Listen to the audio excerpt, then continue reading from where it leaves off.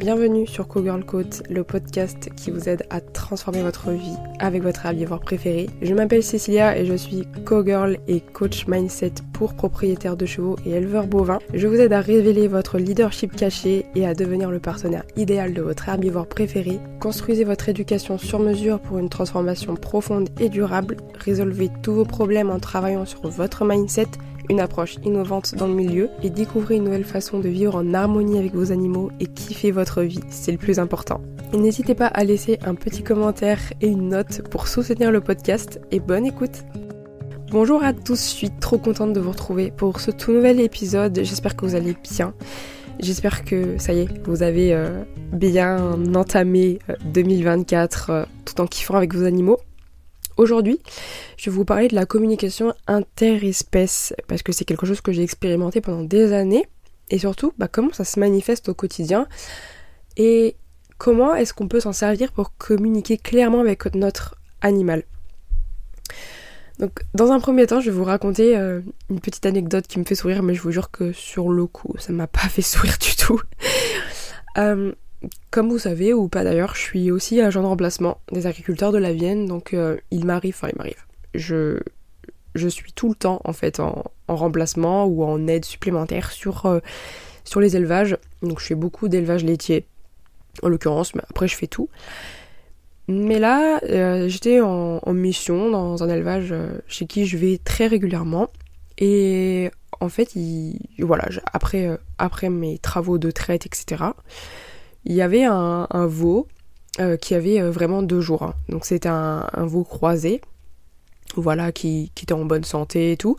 Mais du coup, il fallait le faire boire au seau.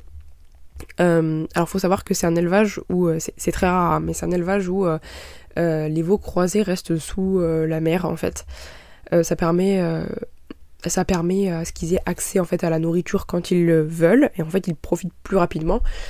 Maintenant, il y a aussi le côté de la mère peut potentiellement avoir plus de problèmes de santé et tout, parce que se faire traire à n'importe quelle heure de la journée sans forcément le protocole d'hygiène, etc. Donc c'est quelque chose qui marche très bien dans cet élevage-là. Ça marchera pas forcément chez d'autres personnes. Donc faites preuve de bon discernement. Chaque éleveur a sa propre façon de faire et c'est pas fait au hasard en fait. Petite parenthèse faite. Donc du coup je vais donner du lait supplémentaire à ce veau-là parce qu'en plus de ça la mère avait pas suffisamment de lait pour le nourrir. C'était un croisé blanc-bleu belge, hein. Donc quand même un gros veau. Et du coup je me présente à lui, etc. Et là en fait il était couché, il se lève. Et d'un seul coup j'ai senti une énergie monter, je sais pas trop comment mais j'ai déjà pressenti un truc, mais ça s'est passé en 2 secondes. Et en à peine 2 secondes, le veau il s'était redressé et il s'est mis à hurler en fait. Et là j'ai fait un pas de recul. Et en faisant mon pas de recul, en fait le veau il s'est mis à me charger en fait, vraiment. Donc il m'a atterri dans les genoux. Bon, c'est un veau de 2 jours, hein, donc il m'a pas fait mal en fait. Mais en fait, ce que je veux que vous compreniez et ce que j'en ai retenu tout ça, c'est que en fait son langage était très clair. Et au-delà, j'ai même pas eu le temps de mentaliser le fait que il voulait me charger, donc du coup il fallait que je fuis entre guillemets, même si c'est pas la chose à faire du tout. Et en fait mon corps a réagi tout de suite en mode ok, il se passe un truc, il faut que je me casse, mais vraiment. Et c'est pour ça que je vous dis que c'est vraiment le corps, c'est vraiment inconscient en fait. Ce qui se passe, c'est que en fait l'animal m'a parlé très clairement à mon corps. Il a pas parlé à mon mental, il a pas eu le temps, en fait. Il y a tout simplement eu mon instinct de fuite qui s'est mis en place et qui a dit ok, je me casse. Alors que je me suis pas cassée, en fait. J'ai juste fait un pas de recul. Bon, alors en faisant mon pas de recul, j'ai appris en fait à ce veau-là à charger de très bonne heure. Donc de surtout pas faire. Mais comme quoi tout le monde fait des erreurs. Mais là c'est bien pour que vous compreniez en fait que les animaux nous parlent en non-verbal, en langage corporel, et en fait ça c'est très simple à comprendre. En fait c'est même pas très simple, c'est très logique, c'est intrinsèquement très logique en fait, et très compréhensible pour n'importe quelle espèce de comprendre une autre en fait. Alors bien sûr, ça ne remplacera jamais des expériences scientifiques, des études, etc. Mais en fait, c'est vraiment une question d'énergie. Et en fait, entre espèces, on a tous des façons différentes de communiquer, mais au niveau des énergies, c'est plus ou moins les mêmes choses.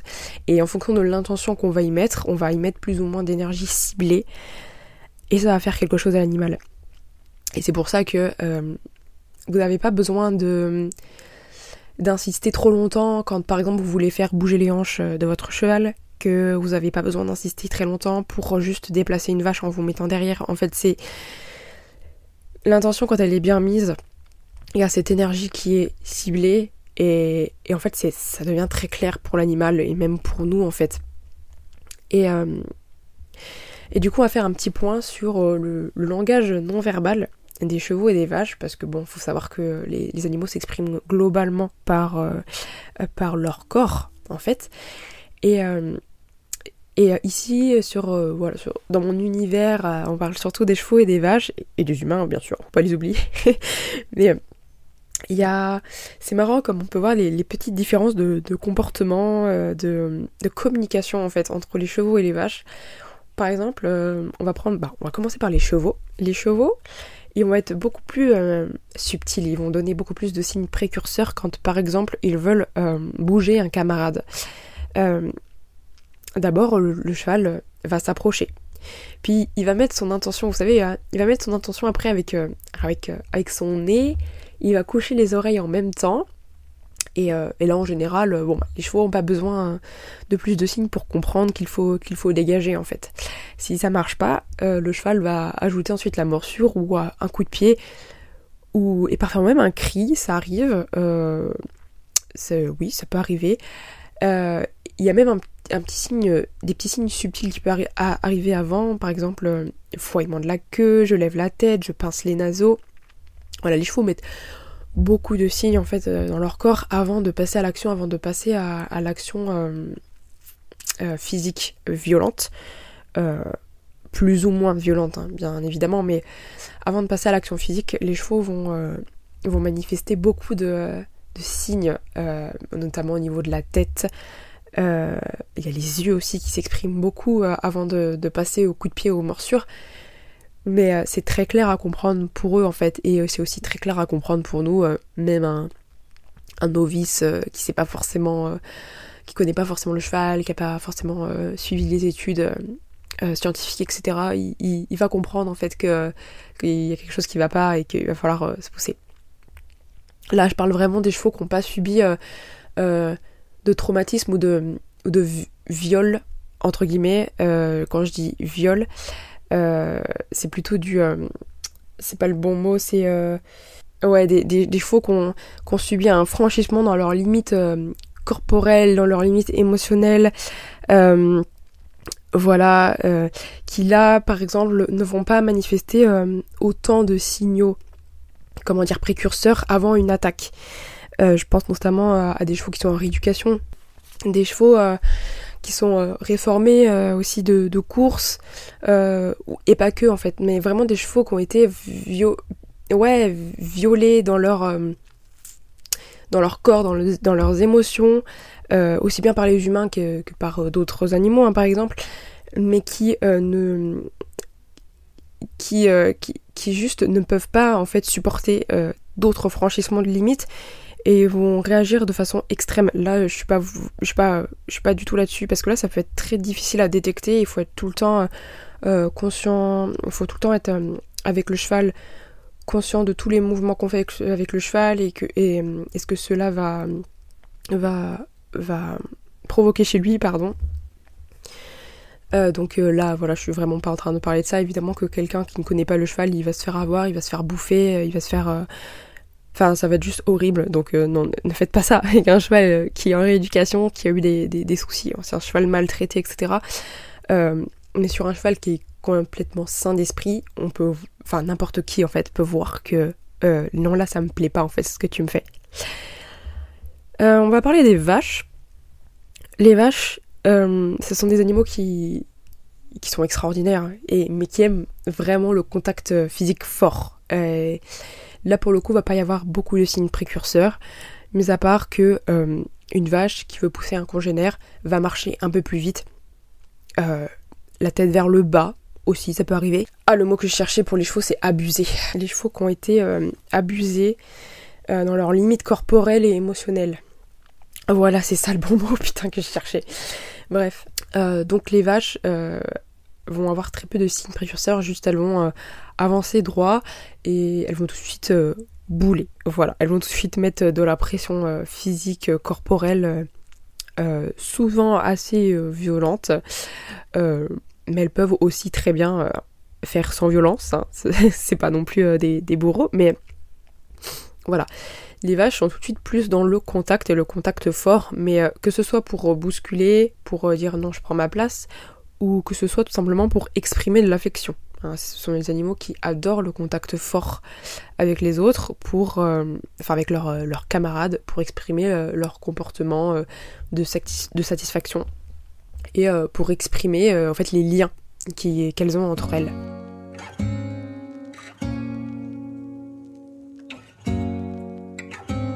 Après, ensuite, nous, on a nous, les humains, et on parle énormément en non-verbal, juste, on s'en rend pas forcément compte, parce que entre nous, on est beaucoup avec les mots, on est beaucoup avec les masques de l'ego, et en fait, notre non-verbal, il traduit principalement nos croyances et nos insécurités. En fonction de comment on va marcher, comment on va se tenir, comment notre voix elle va être aujourd'hui, et puis comment on va se tenir en général, mais je veux dire la position de nos épaules, la position de notre tête, est-ce qu'on est avachi, est-ce qu'on se tient droit, est-ce qu'on se tient trop droit comme avec un balai dans le cul, est-ce qu'on va marcher plutôt vite, plutôt doucement, est-ce qu'on va être nonchalant. En fait on a un langage non verbal et on a une énergie qui s'en dégage, et les animaux ils vont ensuite le capter, et moi je vais ajouter en fait ma petite touche de cowgirl.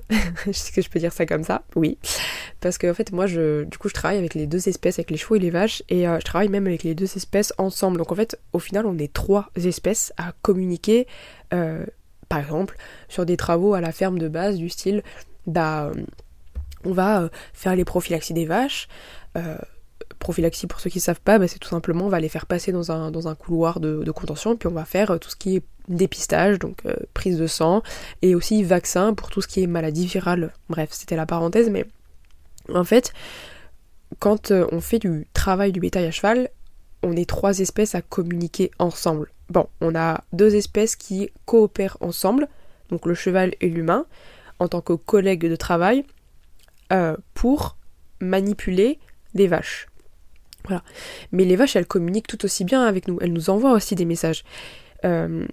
Si par exemple il y a une vache qui est un peu stressée, elle va tout de suite nous l'envoyer. Donc il va falloir que mon cheval et moi, on ajuste notre comportement en fonction du stress de la vache. S'il y a une vache qui avance pas trop et qui a du mal à rattraper le troupeau, ça aussi, il va falloir le prendre en compte, il va falloir expliquer à son cheval que non, tu ne peux pas pousser cette vache comme tu pousses les autres, parce que celle-là, elle a un problème, peut-être qu'elle boite, peut-être qu'elle a mal, donc il va falloir y aller plus doucement, en fait. Et l'humain, il est vraiment le lien entre les 2 espèces, mais pas que. C'est-à-dire qu'il y a plein de choses qui échappent aussi à l'humain, et que le cheval peut pressentir de la vache, et que la vache peut pressentir du cheval.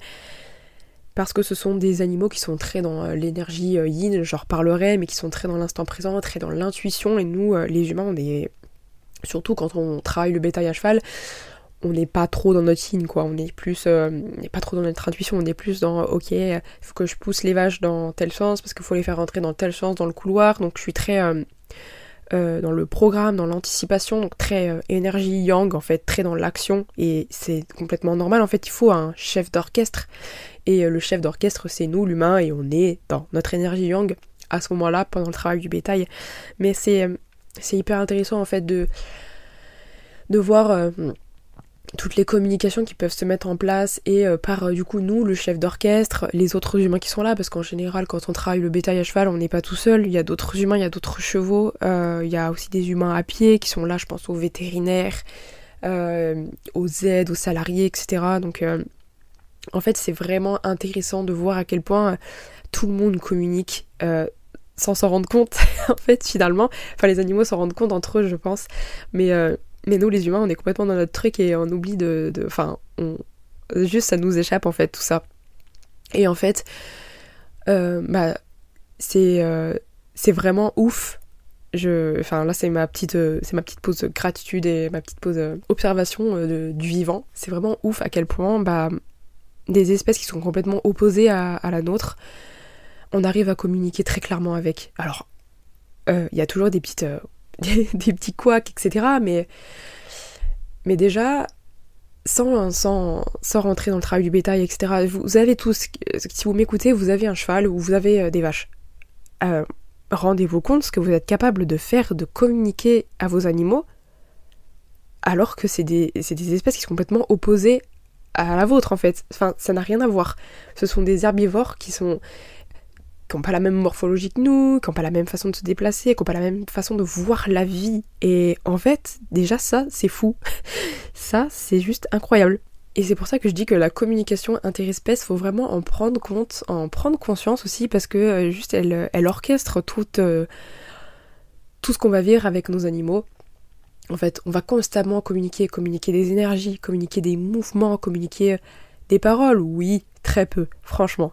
Mais communiquer des intentions, beaucoup. Quand vous communiquez avec votre animal au niveau langage corporel, au niveau communication interespèce, vous communiquez directement à son inconscient, directement à son corps. Et c'est le corps qui réagit. Et ensuite, ça va être le cerveau limbique qui va rentrer en action et qui va se dire ok, donc du coup, quand le cheval il s'avance vers moi et que moi je me bouge, on va me laisser tranquille, ça va être plus confortable pour moi. Donc j'associe ça à quelque chose de positif et donc ça devient un apprentissage, un conditionnement. Et en fait c'est super intéressant, voilà. Donc je voulais savoir si vous, de votre côté, vous avez déjà eu des expériences de communication interespèce comme ça, où vraiment vous avez su prendre du recul et vous avez su voir ok, mon animal m'a vraiment dit quelque chose à ce moment-là et j'y ai réagi, mon corps y a réagi et waouh, c'est fou, la nature est folle en fait. Pour terminer un peu ce podcast, je voulais juste vous dire que même avec nos différences, nos messages peuvent être très clairement compris par une espèce qui ne nous ressemble pas du tout, comme je vous disais. Et par contre, notre attention et notre langage corporel doivent être alignés pour faire passer le message. Voilà. Parce que autant, et ça c'est encore une autre histoire, et c'est l'un des gros problèmes de l'humain, c'est que on va faire passer des messages inconscients qu'on n'a pas forcément, enfin, qu'on ne veut pas en fait, tout simplement en tant qu'humain. Et du coup, ça va induire des comportements qu'on ne souhaite pas aussi chez notre animal. Mais on peut le faire aussi bien dans l'autre sens. C'est-à-dire que si par exemple je veux récupérer le regard de mon cheval en bougeant ses hanches à pied, je vais pas avancer sur sa tête. En fait, ça n'a aucun sens. Faut mettre le focus. En fait, c'est-à-dire que on pose notre attention. Ok, qu'est-ce que j'ai envie que mon cheval fasse ? Quel mouvement j'ai envie d'obtenir et qu'est-ce que je veux bouger chez lui ? Parce que c'est pas une brique, ok ? C'est pas une brique, il peut se mouvoir, il peut être souple. Ok, je veux bouger ses hanches. Ok, très bien. Donc où est-ce que moi il faut que j'avance ? Où est-ce qu'il faut que je mette mon focus ? Où est-ce qu'il faut que je mette mon énergie, mon intention ? Et en fait, voilà, vous l'avez. C'est tout simplement une pensée qui va devenir une intention, qui va devenir un mouvement chez vous. Et ça, c'est important de remettre de la conscience dessus parce que autant une fois qu'on le maîtrise, on peut se laisser aller. Quand on ne le maîtrise pas, c'est important de remettre de la conscience sur nos intentions et sur nos mouvements associés à nos intentions parce que en fait sinon on va apprendre à nos animaux des comportements qu'on ne veut pas. Mais ça, on aura l'occasion d'en reparler et de retravailler ça plus en profondeur dans les prochains Cowgirl Coach, notamment avec les exercices concrets. Mais là, ce que j'ai envie de vous proposer comme petite question d'introspection, c'est quelle action je peux faire aujourd'hui avec les outils que j'ai, peu importe mon niveau, pour aligner mon langage corporel à mon intention. Voilà, je vous laisse répondre à cette question, à prendre le temps, écrivez tout ce qui vous passe par la tête, voilà, qu'est-ce que j'ai envie, c'est quoi mon intention avec mon cheval, c'est quoi mon intention avec mes vaches aujourd'hui, qu'est-ce qu'est-ce que j'ai envie de faire, qu'est-ce que j'ai envie de créer, et ok, quel mouvement avec mon corps je peux faire pour que ce soit aligné avec cette intention. Voilà, avec les outils que j'ai. Ne vous lancez pas dans des trucs de fou. Si vous avez besoin de vous faire accompagner, n'hésitez surtout pas. Mais essayez, expérimentez de petites choses qui vous mettent pas en danger, qui mettent pas en danger votre animal non plus. C'est pas le but. Mais essayez, testez, et n'hésitez pas à me dire en commentaire comment ça s'est passé. Et voilà, j'espère que ce podcast sur la communication interespèce vous a plu. Si c'est le cas, n'hésitez pas à soutenir le podcast en vous abonnant à ma chaîne YouTube et en laissant une petite note sur Apple Podcast. Vous pouvez laisser la note que vous voulez, il n'y a pas de souci. Partagez ce podcast à quelqu'un qui a des chevaux et ou des vaches d'ailleurs. D'ailleurs, si vous avez les deux, et si vous avez déjà pratiqué le travail du bétail, n'hésitez pas à me dire ce que vous avez ressenti en termes de communication interespèce à ce moment-là, parce que c'est super intéressant et je pourrais en parler pendant des heures. Mais du coup, je vais m'arrêter là. Je vous souhaite une très bonne journée à vous et prenez soin de vous, prenez soin d'eux et je vous dis à la prochaine, bye bye.